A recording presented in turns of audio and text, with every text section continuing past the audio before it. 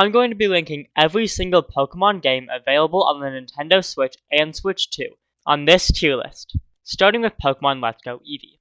Now, I think these are definitely solid games in the series, but being the third time playing through Kanto, it is a bit repetitive. I think it was a good idea for them to make a game that got Pokemon Go fans into the mainline series, but wasn't the biggest fan of the capturing mechanics. It is nice to get Kanto with updated graphics and the fairy type, but for me these games are pretty average and I'll place them in high C tier. Next up are Pokemon Sword and Shield, and I actually really like these games. We only got 2 big generations on the Switch, being Gen 8 and 9, and I preferred Pokemon Sword and Shield. These are actually my favorite Pokemon games on Switch, so for me they're going to be S tier subjectively. They're definitely not the actual best games in the series, or even those on Switch, but they're my personal favorites, and for that they're getting S tier, as I really enjoyed the new Pokemon, and I loved how big the gyms felt, and battling felt like an actual part of the Pokemon culture. Going from my favorite game on Switch to my least favorite, Brilliant Diamond and Shining Pearl are obviously D tier.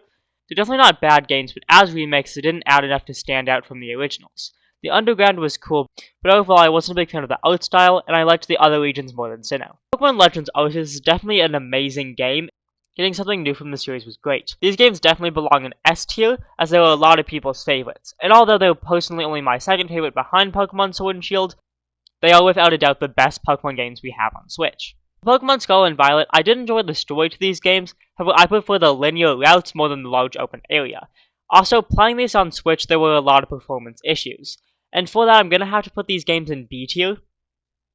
I think if the performance was better they could easily go into A tier, but I have to take the performance into account. As while I am ranking them based on how they are as Pokemon games, I can ignore the fact they weren't the best games in general.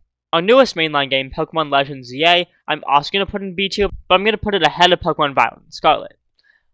I didn't have any issues with these games and I enjoyed them, but kind of similar to Let's Go Eevee, I feel like they're more average, and while the new Mega Evolutions were really nice to see, and I'm really happy they brought those back, I don't think this game has anything large that's going to make it more memorable than the other games in the series.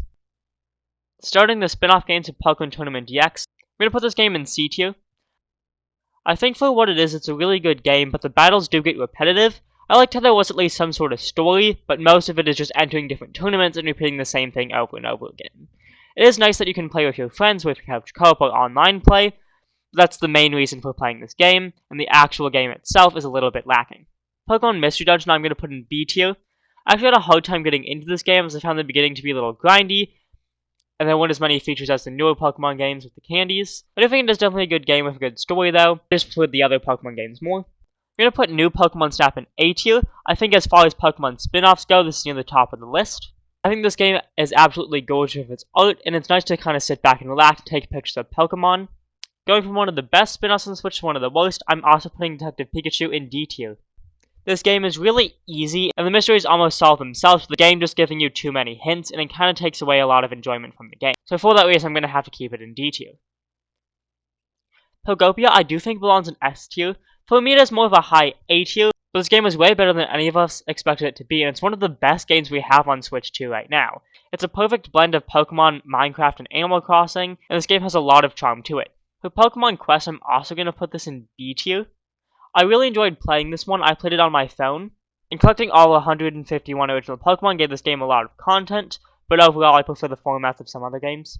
Pokemon Unite is also going to be in B tier. I think most of the spin-offs are just kind of average, and there's nothing great in Pokemon Unite, but I do like how they continue adding Pokemon to it. Pokemon Cafe Remix, I'm actually going to put at the bottom of C tier.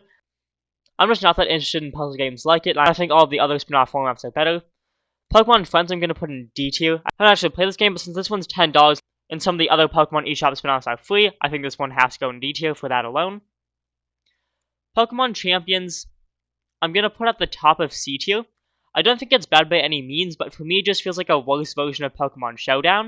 And it's nice to have a competitive format where you can use as Mega Evolution, Z-Moves, or Dynamax. But overall I feel like Pokemon Showdown is better, and that's just a fan creation. This is our final tier list. Let me know in the comments below if you would rank these games any differently, and what your favorite Pokemon game on Switch is. Have a great rest of your day. Sincerely, Switch.